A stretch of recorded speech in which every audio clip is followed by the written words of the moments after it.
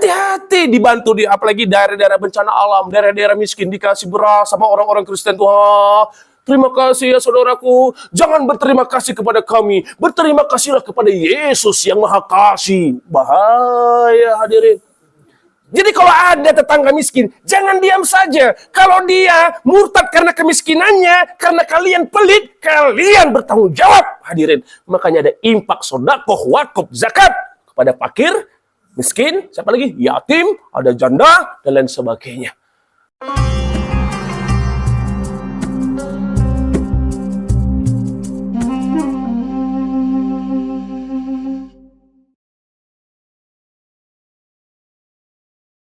Assalamualaikum warahmatullahi wabarakatuh. Alhamdulillah, alhamdulillah rabbil alamin. Segala puji hanya milik Allah, Rabb semesta alam. Salatu wassalamu ala sayyidina wa maulana Muhammadin. Salawat dan salam kepada Nabi kita Rasulullah Muhammad sallallahu alaihi wasallam. Allahumma salli ala sayyidina Muhammad wa ala ali sayyidina Muhammad. Ustaz mendoakan supaya kiranya Allah Subhanahu wa taala senantiasa memberikan kesehatan jasmani dan rohani untuk kita semuanya. Mudah-mudahan kita semua yang hadir ini Allah berikan rezeki yang halalan thayyibah, penuh berkah. Mudah-mudahan kita semua yang hadir hari ini istiqomah sampai jadwal kematian tiba. Allah berikan husnul khatimah. Kita sedang menunggu kematian. Fa idza jaa ajaluhum la yastakhiruna sa'atan wa la yastaqdimun.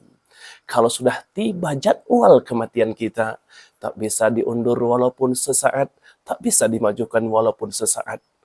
Kita hidup di dunia ini seperti seorang musafir, hanya singgah sebentar mencari bekal. Wa tazawwadu fa inna khairaz zadi taqwa. Berbekallah kalian. Sesungguhnya sebaik-baik bekal adalah takwa. Jadi bekal kita adalah takwa, Bapak Ibu. Bukan mobil mewah yang kita punya, bukan kebun yang luas yang kita miliki, bukan sertifikat hak milik mobil dan rumah yang kita simpan. Tapi bekal yang akan kita bawa menghadap Allah adalah bekal takwa kita. Tentu saja takwa itu, Bapak Ibu, ada dua macam. Pertama adalah saat kita mengerjakan yang Allah perintahkan. Dan takwa yang kedua, saat kita meninggalkan yang Allah larang. Itulah takwa. Takwa itu tidak cukup hanya melakukan yang diperintahkan. Yang dilarang, gas setiap hari. Tidak. Rajin sholat, tak pernah tinggal. Menggibah, tak pernah tinggal juga. Tak bertakwa namanya. Sholat, tak pernah tinggal. Putus silaturahim sudah 7 tahun tak terhubung-hubung. Itu tak bertakwa namanya. Haji sudah bolak-balik. Akan tetapi masih saya sombong, angkuh. Nah, itu tidak bertakwa namanya. Jadi harus seimbang. Perintah dikerjakan, larangan ditinggalkan. Mudah-mudahan kita semua yang hadir ini adalah hamba-hamba yang muttaqin. Amin. Ya Rabbal Alamin. Bapak Ibu tercinta rahimakumullah. Kenalkan, nama asli kami Sintong Tampu Bolon. Sintong Tampu Bolon. Kira-kira Ustadz ini orang Sunda, orang Jawa, atau orang Minang ini? Orang apa kira-kira ini Bapak Ibu? Orang Batak asli Toba ya. Saya Batak dari Balige, nomor 18 ya. Nomor 18. Artinya dari Sapala Tua Tapuk Nabolon, nomor 1.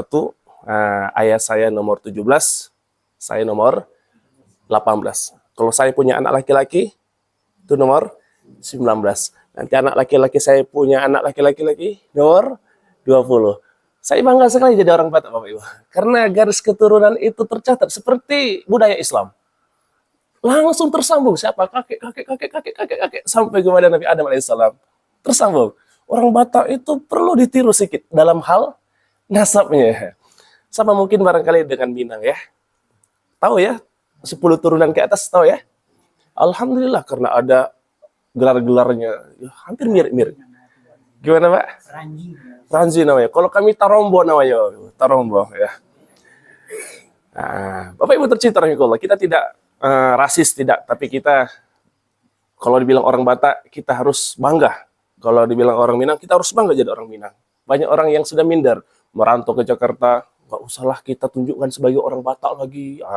Tidak, dimanapun kita berada, insya Allah ya kita memiliki identitas ya. Bapak Ibu tercinta rahimakumullah, 2008 saya masuk Islam Bapak Ibu. Nama saya Sintong diganti menjadi Muhsin. Bapak Ibu yang hadir ini tak asing dengan Muhsin. Ada dalam Quran kata Muhsinin gitu ya kan. Orang-orang yang baik gitu ya. Jadi Muhsin itu orang yang baik. Sintong juga dalam bahasa Batak artinya orang yang baik. Dan dalam Islam, nama itu berarti. Kalau orang kafir bilang, apalah arti sebuah nama? Tidak, itu orang kafir dah. Apa arti sebuah nama? Tapi dalam Islam, nama itu adalah doa. Doakan Ustadz supaya jadi Muhsin yang sesungguhnya. Supaya menjadi Sintong yang sesungguhnya. Amin ya rabbal alamin. Dan orang yang mendoakan orang yang agar berbuat baik, insya Allah doa itu akan sampai kepada yang berdoa lebih awal. Jadi Bapak Ibu kalau belum punya mobil, misalnya ya, doakan orang yang punya mobil itu supaya makin berkah. Insya Allah akan diberikan keberkahan yang lebih baik kepada kita dengan doa kita. Tapi kalau kita doakan yang buruk-buruk, bakarlah itu ladang dia itu. Ingat, keburukan yang duluan sampai kepada kita. Maka salah satu cara agar cita-cita kita cepat kita raih, doakan orang yang sudah mendapatkannya. Doakan orang yang sudah memperolehnya lebih dahulu. Insya Allah, Allah berikan yang lebih baik. Bapak Ibu tercinta rahimakumullah. Kami 9 bersaudara. 9 bersaudara. 7 sudah saya Islamkan, alhamdulillah. 7 sudah saya Islamkan. 8 bersama saya. 1 lagi abang yang belum. Mama saya belum masuk Islam. Ayah sudah meninggal 4 tahun yang lalu dalam keadaan tidak Islam. Sedih rasanya. Bapak Ibu punya ayah, punya nenek, punya keluarga. Ibu-ibu, suami masih hidup? Atau ada yang sudah meninggal? Meskipun mereka sudah meninggal, tapi masih tetap terhubung. Doa-doa kita, Allahumma fir muslimin wal muslimat wal mu'minin wal mu'minat al ahya minhum wal amwat.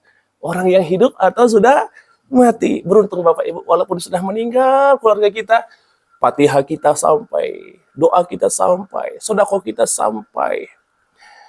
Bahkan idza mata alaihi syamun sama anhu waliyuhu. Kalau mati anak Adam punya hutang puasa wajib, maka ahli waris menggantinya. Enak banget ya. Bapak punya hutang puasa, meninggal, ahli waris boleh menggantinya. Kata Nabi SAW dalam hadis yang Ustaz baca tadi. Enak sekali. Bapak ibu sudah meninggal, anak-anak bisa menghajikan, mengumrohkan dengan badal haji atau umroh. Enak sekali hadirin. Seorang mukmin mendoakan mukmin yang lainnya. Sampai yang hidup atau sudah mati. Tapi Ustaz tak bisa ya kan. Orang tua Ustaz meninggal dalam keadaan kafir, nenek Ustaz, dan lain sebagainya. Rata-rata meninggal dalam keadaan non-muslim. Maka beruntunglah. Salah satu nikmat terbesar adalah nikmat iman dan Islam. Tak semua dapat Bapak Ibu. Tak semua dapat iman dan Islam. Ya, ada orang hidup dengan Nabi, dekat dengan Nabi, melihat wajah Nabi, bersentuhan dengan Nabi, bahkan senasab dengan Nabi, tak dapat iman dan Islam. Kita tak pernah melihat Nabi, tak pernah menatap Nabi, tak pernah mendengar suara Nabi, bahkan tak ada hubungan darah dengan Nabi, tapi Islam sampai ke kita. Alhamdulillahirabbil alamin. Begitu nikmat. Ya, dengan satu syarat mudah-mudahan istiqomah, maka akhiru kalami la ilaha illallah, dakhalal jannah. Yang dilihat dari kita akhirnya. Yang dilihat dari kita akhirnya. Mudah-mudahan akhir hidup kita insya Allah akhir yang baik. Amin ya rabbal alamin. Doakan emak saya masuk Islam insya Allah. 2008 itu hadirin adalah puncak daripada perubahan besar. Saya berkata sebenarnya saya bukan mu'alaf ya yang masuk kepada Islam. Setelah saya belajar Islam, saya paham sekali. Sebuah hadis Nabi SAW yang Bapak Ibu barangkali udah lama tahu hadis ini. Kullu mauludin yuladu alal fitrah. Setiap bayi yang lahir dari perut ibunya dalam keadaan fitrah. Para ulama menafsirkan fitratul iman, fitratul Islam. Makanya kalau ada anak bayi belum balik meninggal dunia, insya Allah surga pasti untuknya walaupun ayah ibunya kafir. Karena dia lahir dalam keadaan fitratul iman, fitratul Islam. Jadi saya tidak mengatakan saya itu masuk kepada Islam. Tapi alhamdulillah kembali kepada fitratul Islam, insya Allah. Ya, ibu-ibu, bapak-bapak hadirin yang Allah cintai, memang hijrah itu banyak tantangan, ya tentu saja ya, luar biasa tantangan. Sebagaimana para sahabat yang masuk Islam, ya, ketika mereka hijrah, bahkan Ammar bin Yasir ayahnya meninggal dunia. Bahkan ketika para sahabat yang telah mengikuti Nabi diboikot 2 tahun lamanya kelaparan, banyak kaum muslimin karena berpindah keyakinan, mereka dipencilkan, diasingkan, ditelantarkan, diboikot, harta mereka hilang, keluarga mereka hilang. Dari 60 lebih mu'alaf yang kita bina, Yayasan Rumah Mu'alaf Pekanbaru ini Bapak Ibu, baru berdiri November 2024, belum setahun. Sudah 60-an lebih kita Islamkan. Udah 60-an lebih kita Islamkan. Ya. Selama ini orang-orang yang masuk Islam itu setelah diislamkan dibiarkan. Udah disadarkan, ucapkan asyhadu an la ilaha illallah wa asyhadu anna Muhammad Rasulullah. Sah. Habis itu entah kemana mualafnya sekarang. Entah mati atau masih hidup atau sudah murtad lagi, nggak tahu-tahu dia lagi. Padahal setelah dia masuk Islam, harus kita bimbing, kita bina, kita rangkul. Karena mereka itu dalam fase hijrah itu mengalami sebuah fase kehidupan yang sangat-sangat sulit. Saya 2008 masuk Islam, ketika itu kelas 2 SMA, masih imut-imut, masih unyu-unyu, masih putih saya waktu itu. Sekarang agak hitam sedikit, ya 17 tahun kurang lebih di Pekanbaru yang lumayan ngejreng panasnya ya. Nah, saya kalau pergi ke Sumbar nih, Masya Allah, betah sekali. Pengen berlama-lama ya, dingin, sejuk gitu kan. Kalau ada, apa namanya? Masya Allah. Alhamdulillah saya sudah menikah, istri saya ada 4. Ya, istri saya ada 4 anaknya ya.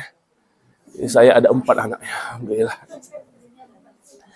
Istri saya ada 4 anaknya Bapak Ibu ya. Anak pertama usia 8, anak kedua usia 7, anak ketiga usia 5, anak keempat usia 3 tahun ya. Target 9 anak insya Allah. Kalau kami orang Batak ini punya sebuah semboyan, anak kokido hamoraon diau. Artinya, anak itu kekayaanku. Anak itu kekayaan. Kalau bahasa kita, banyak anak, banyak rezeki gitu kan. Kalau bahasa Nabi SAW, aku bangga dengan jumlah kalian yang banyak. Bahasa KB, tahun 2010 ke bawah, 3 anak lebih baik. 2010 ke atas, 2 anak cukup. Dulu 3 lebih baik.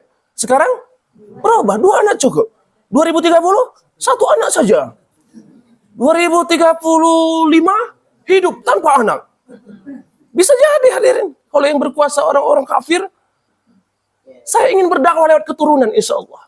Kalau Bapak Ibu dengar Tampu Bolon Kristen, Tampu Bolon Batak, Tampu Bolon Kristen, Ustaz ingin berdakwah lewat keturunan dengan banyaknya Tampu Bolon yang lahir, ya kan?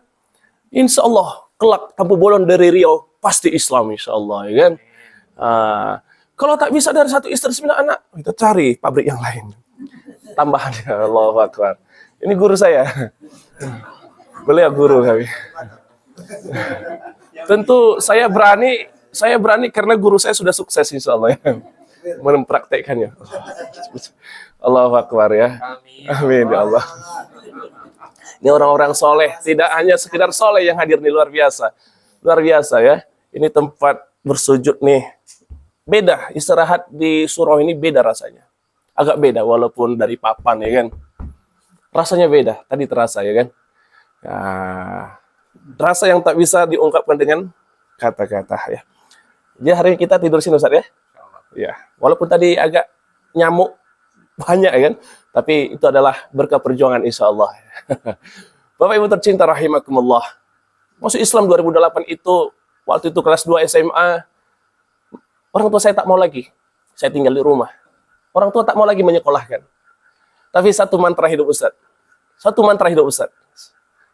Mudah-mudahan mantra ini bisa kita pegang bersama-sama. Dan saya yakin dan percaya mantra ini sudah sering Bapak Ibu dengar. Walaupun saya hafal cuma sedikit. Wa may yattaqillaha yaj'al lahu makhraja. Barang siapa yang bertakwa kepada Allah, pasti Allah mudahkan semua urusan-urusannya. Alhamdulillah, itulah mantra yang saya bawa kemana-mana Bapak Ibu. Ya. Sebaliknya kalau kita ingkar, ma'isatan dongka, sempit hidupnya. Jadi Bapak Ibu, kalau Bapak Ibu masih punya kesempitan hidup, kesulitan hidup, barangkali takwanya yang kurang. Ma asobaka min sayyi'atin famin nafsik, segala musibah kesulitan yang kalian alami karena ulah kalian sendiri. Karena siapa Bapak Ibu? Karena ulah kita sendiri, hadirin. Nah, Bapak Ibu tercinta rahimakumullah, mari sama-sama insyaallah gunakan mantra itu. Alhamdulillah, saya kemana-mana saya pegang mantra itu. Yang bertakwa pasti mudah, yang bertakwa pasti mudah. Kalau sulit, oh itu karena mungkin dosa-dosa. Ya, karena mungkin kesulitan, karena dosa-dosa. Sempit, karena dosa-dosa. Bapak Ibu tercinta rahimakumullah, selesai S1 2014, selesai S2 2016, ini S3 hampir selesai. Agak nyangkut sedikit Bapak Ibu. Agak nyangkut sedikit ya. Mohon doakan Bapak Ibu supaya bisa selesai seperti Dr. Doni Putra LCM Home ya. Beliau sudah selesai, saya nyangkut. Saya nyangkut sedikit. Saya dosen, sehari-hari saya dosen dan penceramah keliling-keliling. Kemudian juga alhamdulillah membina mu'alaf keliling. Jadi mu'alaf-mu'alaf kita ya Bapak Ibu, kita bina dari rumah ke rumah. Ada 5 orang guru, 5 orang guru nih mendatangi rumah-rumah para mu'alaf. Bukan mu'alafnya yang datang untuk belajar. Mu'alaf itu artinya kan orang yang masih perlu dijinakkan hatinya, dilembutkan hatinya, belum kuat imannya. Jangankan yang masih belum kuat imannya, yang udah Islam lahir saja payah datang taklim, ya kan? Betul nggak Bapak Ibu? Payah datang taklim, apalagi yang masih lemah imannya. Jadi kami betul-betul mendatangi mereka, jemput bola 2 kali seminggu, nggak main-main. Karena kita kan akan belajar Al-Quran itu tak cukup sekali sebulan. Kami pakai metode Iqra, Bapak Ibu. Metode Iqra itu hari Senin ini alif sama ba dulu. Apalagi mu'alaf-mu'alaf kita ini Bapak Ibu udah berumur-berumur. Untuk dapat hafal 2 huruf itu tak semudah membalikkan telapak tangan. Dari nol mereka kita ajari. Sekarang rata-rata sudah hampir setahun programnya, rata-rata sudah Quran Bapak Ibu. Hampir setahun rata-rata sudah Al-Quran. Ayat-ayat pendek sudah hafal. Bacaan sholat sudah hafal. Bukan hanya Arabnya hafal, artinya pun hafal. Misalnya nih, kan banyak tuh orang Islam sudah ber-60 tahun sholat tak paham arti yang dia baca. Misalnya nih, Rabbirfirli, warhamni, wajaburni, warfa'ni, warzuqni, wahdini, wa'afini, wa'fani. Apa artinya? Banyak tidak tahu. Tapi mualaf kita pahamkan apa yang dia baca. Supaya tidak kayak sholatnya orang gila atau orang mabuk. Tahu orang mabuk sholat? Kenapa dulu? Khamar kan awalnya boleh minum. Ada fase-fase pengharamannya. Boleh, yang penting jangan minum waktu mau sholat. Betul nggak Pak Ustadz Doni? Dulu kan bisa. Kenapa? Karena kalau kita minum khamar ketika sholat, kita nggak tahu apa yang kita ucapkan. Sekarang banyak sholat kayak orang mabuk. Nggak tahu apa yang dia ucapkan. Subhana rabbiyal a'la wa bihamdi. Nggak tahu apa itu ya, gitu ya. Itu sholat orang mabuk juga, walaupun tak minum khamar, gitu ya kan. Masya Allah. Bapak Ibu tercinta rahimakumullah. Hadirin, kita menemukan data bahwasanya dari tahun 1960 sampai 2015 ada sebuah riset yang mengatakan total orang Islam yang murtad itu sebanyak 6,5 juta. 6,5 juta. Sekarang nih media sosial makin terbuka untuk orang-orang misionaris untuk menjinakkan domba-domba tersesat menurut mereka. Siapa domba tersesat di pandangan orang-orang kafir itu, misionaris-misionaris itu? Kita. Mereka itu punya organisasi dengan baik, terstruktur, masif, terdanai, yaitu misionaris-misionaris yang menyebarkan agama Kristen ke seluruh dunia. Banyak yang murtad, apalagi orang-orang awam. Rata-rata orang-orang Islam ini murtad karena pertanyaan-pertanyaan yang sering ditanyakan dan tidak mampu mereka jawab. Jadi salah satu tujuan dakwah kami, keliling-keliling nih, kami baru mulai. Ini perdana kami safari dakwah. Ada saya bidang pencegahan pemurtatan. Bidang pencegahan pemurtatan. Karena sekarang luar biasa misi-misi pemurtatan itu.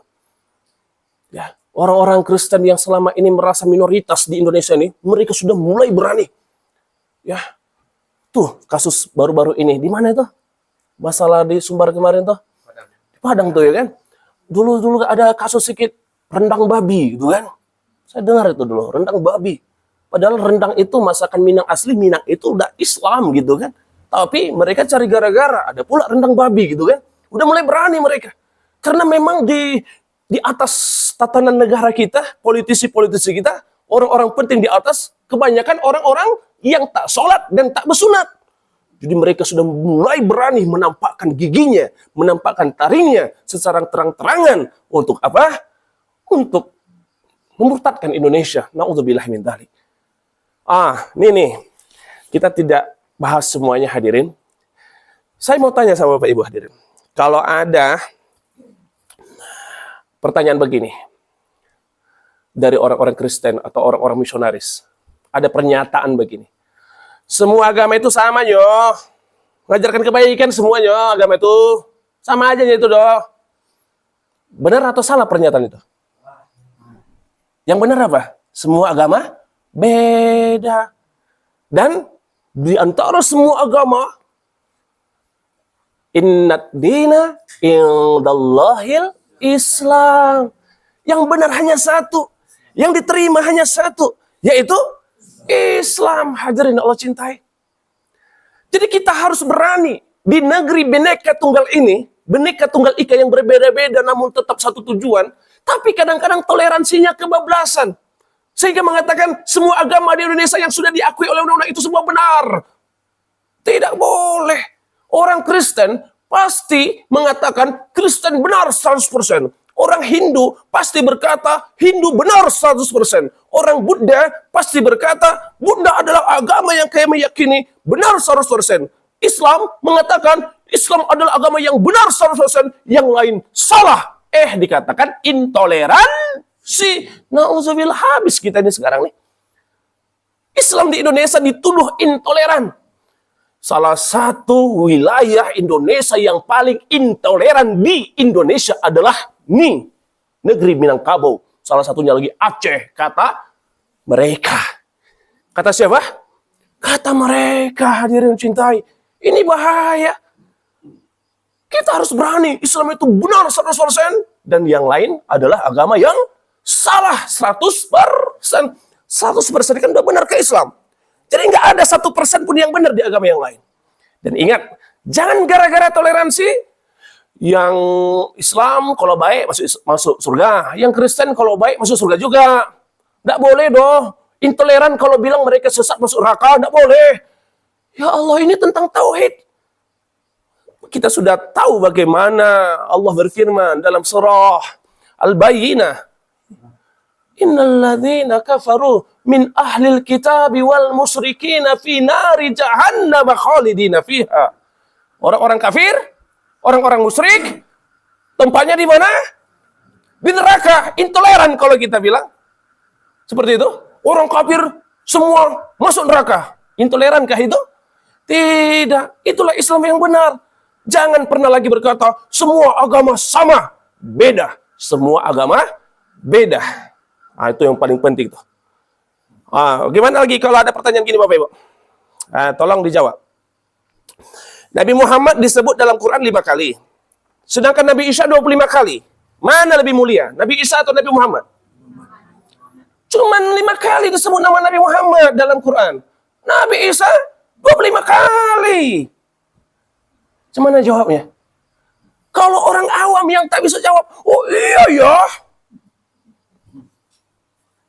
Harus ada benteng pertahanan kita. Kita harus jawab bahwasanya dalam Quran betul. Nama Nabi Muhammad disebut 5 kali. Nama Nabi Isa disebut 25 kali. Jawaban pertama. 25 kali nama Nabi Isa disebut dalam Quran. Selalu disandingkan Isa ibnu Maryam. Selalu disandingkan Isa anaknya Maria. Supaya memberitahu kepada orang-orang kafir Kristen itu bahwa sesungguhnya Isa bukan anak Tuhan. tetapi anak Bunda Maria. Itu yang pertama. Yang kedua, jadi kalau dikatakan 25 kali disebut karena lebih banyak, maka itu lebih mulia, gitu. Nabi Isa 25 kali disebut. Setan 88 kali disebut dalam Quran. Mana lebih mulia? Setan atau Nabi Isa? Fir'aun 74 kali disebut dalam Quran. Mana lebih mulia? Fir'aun atau Isa?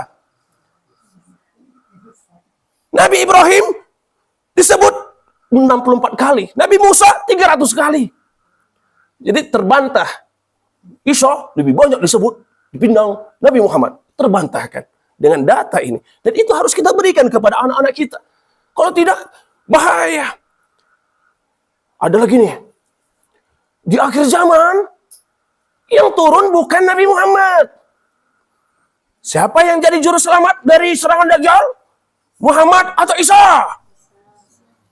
Lebih hebat mana, Isa atau Muhammad? Ngapa? Nabi Muhammad nggak turun? Nabi Isa turun? Hebat mana tuh? Apa alasannya? Ini kalau orang-orang awam ini pertanyaan ini bahaya, hadirin. Bisa murtad mereka. Dan inilah yang gencar mereka dakwakan, hadirin Allah cintai. Kita harus bisa menjawabnya. Pertama, kenapa memang Islam meyakini dalam hadis-hadis sahih juga diyakini bahwa nanti di akhir zaman Nabi Isa alaihissalam yang memang Nabi Isa tidak mati tapi diangkat ke langit dalam keadaan hidup di sisi Allah Subhanahu wa taala dan kelak akan turun membantah keyakinan orang Kristen. Orang Kristen meyakini Yesus mati di palang salib. Sedangkan Islam meyakini Yesus masih, maaf, bukan Yesus. Nabi Isa masih hidup. Dan kelak akan turun karena memang Nabi Isa belum mati. Jadi tanya sama Kristen, kau yakin Isa udah mati atau hidup? Atau masih hidup? Kalau dia katakan masih hidup, berarti gagal kekristenanmu. Karena apa? Karena Kristen ada karena Yesus mati di tiang salib. Berarti kalau kau yakin Nabi Isa masih hidup, berarti tak ada Kristen yang kau ikuti selama ini. Itu yang pertama tuh. Kan mereka yakin itu. Isa itu mati di tiang salib. Di keyakinan kita, Isa tidak mati. Itu pertama tuh. Kedua, bahwasanya Nabi Isa turun betul. Kelak akan turun. Ada hadis-hadis sahih yang menjelaskan. Tapi turunnya itu bukan sebagai Tuhan. Tapi sebagai umat Rasulullah SAW. Yang memang atas kekuasaan Allah. Itu adalah sebuah ketetapan. Untuk menjadi kesaksian kepada orang yang menganggap dia Tuhan. Karena 124.000 jumlah Nabi dan Rasul, cuman umat Kristen inilah yang menganggap Nabi Isa Tuhan. Tidak ada umat-umat terdahulu menganggap Nabi adalah Tuhan. Cuman umat ini sajalah. 100 berapa? 24.000 jumlahnya. Cuman umat Kristen inilah yang menganggap Isa itu Tuhan. Jadi dia turun untuk membuktikan kebodohan mereka. Aku bukan Tuhan. Dalam Bible itu sendiri sudah banyak mengatakan, aku adalah utusan. Aku tidak menyampaikan sesuatu kecuali yang Bapa sampaikan kepada aku. Banyak sekali. Tapi mereka jahil dan tak memiliki akal. Inhum illa kal an'am balhum adallu sabila. Mereka seperti hewan ternak, bahkan lebih rendah daripada hewan. Nah, Nabi Muhammad lahir dengan ayah, ada ibu. Nabi Isa lahir nggak ada ayah. Mana lebih hebat? Yang lahir dengan ayah ada ibu atau yang lahir tanpa ayah cuman dengan ibu? Mereka ingin memframing bahwa Nabi Isa lebih hebat daripada Muhammad. Karena Nabi Isa bisa lahir ke dunia tanpa seorang ayah. Sedangkan Nabi Muhammad butuh ayah, butuh ibu supaya bisa lahir. Jawabannya kayak mana? Jawabannya kayak mana? Bilang aja pertama gini, di Indonesia banyak kok anak lahir tanpa ayah, bilang ya. Udah lahiran dulu, padahal belum nikah. Itu pertama tuh, ya kan? Yang kedua, bukan itu tadi bercanda ya. Jawabannya adalah, kalau memang Isa lebih hebat karena lahir tanpa ayah, maka ada yang lebih hebat daripada Isa. Nabi Adam alaihissalam tanpa ayah, tanpa ibu, mana lebih hebat? Jadi Tuhan Adam tuh lebih hebat daripada Isa tadi. Ada yang menuhankan Adam. Lebih hebat lagi Hawa. Lahir dari tulang rusuk. Hebat lagi nih. Ya Allah, memang kalau sudah bodoh itu luar biasa sekali. Nah, Bapak Ibu tercinta rahimakumullah, ada lagi nih. Tuduhan-tuduhan misionaris nih yang sering nih dilontarkan kepada kita. Islam itu nabinya pedofil. Tukang kawin. Bahkan ada sebuah pertanyaan. Ini luar biasa nih. Sebutkan hewan yang mengawini anak 6 tahun. Ngeri pertanyaan mereka. Mereka ingin menyerang Nabi. Yang menikahi Aisyah usia 6 tahun. Walaupun nanti mereka serumah di usia 9 tahun. Memang ada 2 riwayat. Ada riwayat itu adalah riwayat yang betul. Ada riwayatnya.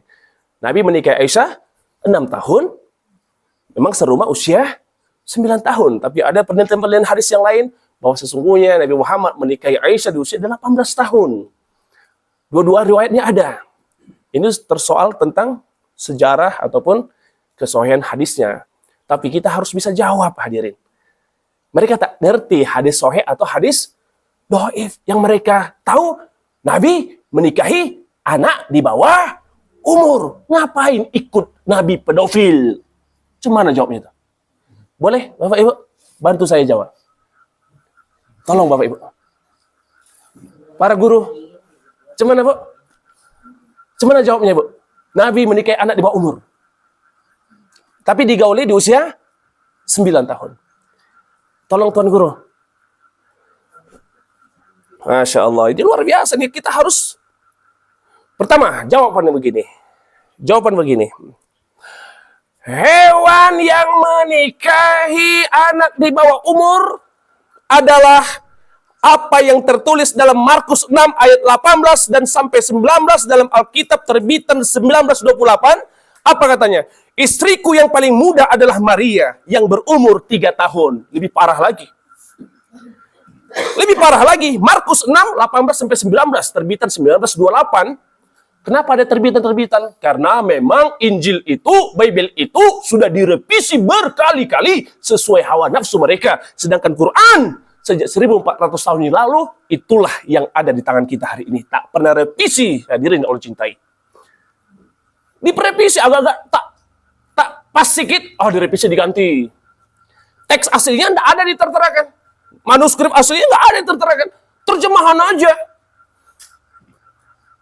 Ingat nih, Markus 6, 18 sampai 19. Apa kata Yesus? Istriku yang paling muda adalah Maria, berumur 3 tahun. Nanti diam tuh. Coba baca Markus 6, 18, 19. Usia berapa dinikahi oleh orang Kristen? Usia 3 tahun. Kau jangan ngolok-ngolok, usia 6 tahun masih lumayan, bilang kan. Jawaban kedua tuh. Tradisi umat-umat terdahulu, budaya-budaya terdahulu, beda dengan sekarang. Tubuh dan perkembangan genetik orang dulu beda dengan sekarang. Beda sekali. Dalam fikih Imam Syafi'i, minimal balik 9 tahun. Minimal balik 9 tahun. Nabi menggauli Aisyah di usia 9 tahun. Jadi pas, hadirin. Kalau zaman sekarang ada 9 tahun balik, berbeda dia.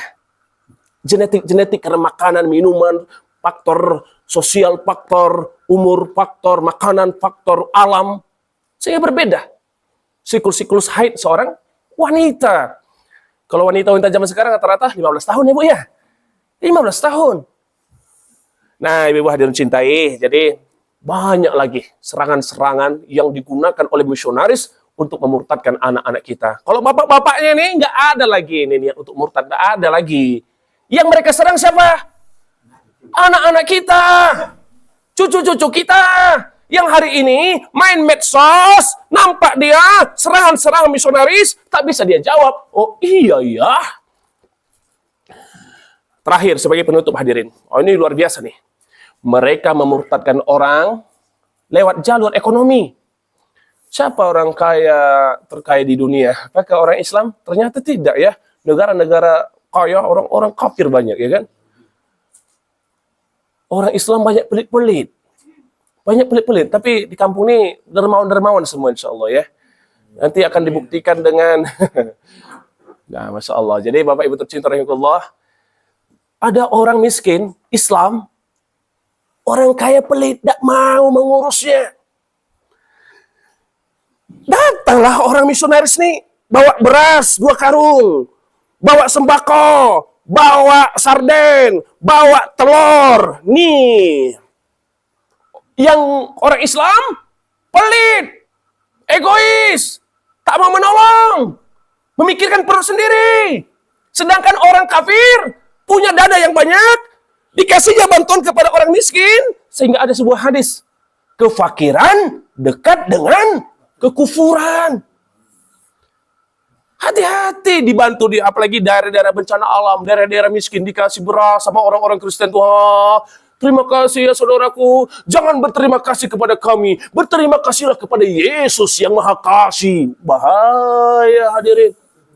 Jadi kalau ada tetangga miskin, jangan diam saja. Kalau dia murtad karena kemiskinannya, karena kalian pelit, kalian bertanggung jawab hadirin. Makanya ada infak, sedekah, wakaf, zakat kepada fakir, miskin, siapa lagi? Yatim, ada janda, dan lain sebagainya.